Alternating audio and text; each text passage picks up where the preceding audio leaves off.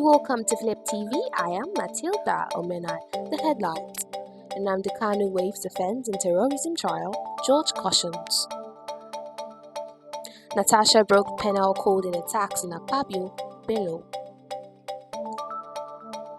2 dead, 20 rescued in Lagos building collapse. Nema. Now the news in full. Nnamdi Kanu Waives defense in terrorism trial. George cautions. Biafra agitator Nnamdi Kanu on Monday said he would not enter a defense in his terrorism trial at the Federal High Court in Abuja, insisting that there were no valid charges against him. Mr. Kanu announced his decision at the resumed hearing in the case on Monday, fixed for him to open his defense. The leader of the proscribed indigenous people of Biafra, IPOB, told the judge, James Omotosho, that he had reviewed the case of the prosecution and found it was not worth defending.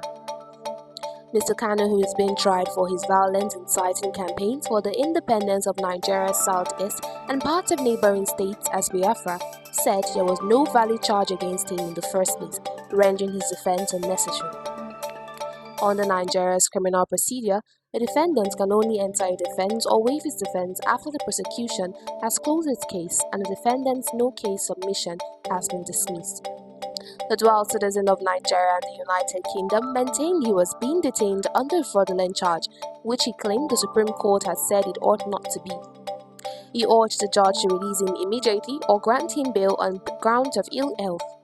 His decision not to enter a defense is his first major legal step, as he's taken yet in the terrorism trial since taking over his own defense after suddenly sacking his lawyers last Thursday. Despite the judge cautioning against not entering the defense when the defendant's no-case submission has been dismissed, Mr. Kanu insisted that there was no valid charge to defend. Considering that Mr. Kanu was not represented by a lawyer, the judge advised him to consult with legal experts, although the prosecution insisted that the IPOB leader already made his choice not to enter a defense. The judge postponed proceedings to enable the IPOB leader to take his final decision. Natasha broke penal code in attacks on Akpabio. Bello. The officer of the Attorney General of the Federation and Minister of Justice has said the defamation charges it filed against Senator Natasha Akpoti-Uduaghan were in order because her conduct and actions against Senate President Godswill Akpabio and former Kogi State Governor Yahaya Bello contravened the penal code. The AJF stated it is in response to Akpoti-Uduaghan's preliminary objection to 3 counts bordering on harmful imputation and defamation filed against her. The charges stem from complaints by Akpabio and Bello referencing the senator's allegation of an assassination attempt. Akpoti-Uduaghan was arraigned on June 19th before the Federal Capital Territory High Court in Maitama, Abuja, where she pleaded not guilty. She subsequently filed a preliminary objection urging the court to dismiss the charges against her. On Monday, Justice Chizoba Oji adjourned till December 1st to hear the preliminary objection after the prosecuting counsel, David Kaswe, informed the court that although the matter was scheduled for the hearing of the objection, the prosecution had been unable to serve its response on the defense. In a counter affidavit filed by the AJF's office, the prosecution urged the court to reject Akpoti-Uduaghan's preliminary objection. In the charge, Akpoti-Uduaghan was accused of making harmful imputations that she allegedly knew could damage the reputation of Akpabio by claiming that he conspired with former Governor Bello to kill her. She was further accused of making similar imputations against Bello and another against Akpabio, allegedly linking him to the death of Miss Inyobong Umore. At the last sitting of September 23rd, Defense Counsel West Idahosa, Senior Advocate of Nigeria, informed the court that the defendant had filed a notice of preliminary objection, arguing that the Office of the Attorney General had abused its prosecutorial powers.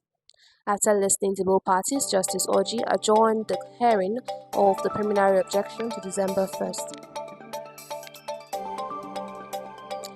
2 dead, 20 rescued in Lagos building collapse. The National Emergency Management Agency has confirmed 2 persons dead, while 20 survivors have been rescued from the 2-story building that collapsed on Monday at 54 Cole Street near Cemetery Bus Stop in Oyingbo area of Lagos State.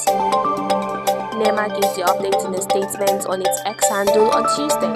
The agency stated that its Lagos Operations Office led a multi-agency response to distress alerts and immediately deployed rescue personnel and extrication equipment to the scene, working in conjunction with the Lagos State Emergency Management Agency and other emergency services.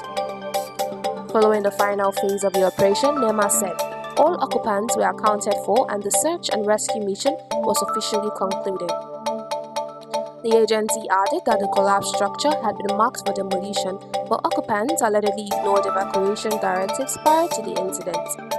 Our correspondent who visited the scene of the incident on Monday had earlier reported that some of the residents were aware that the building was in distress.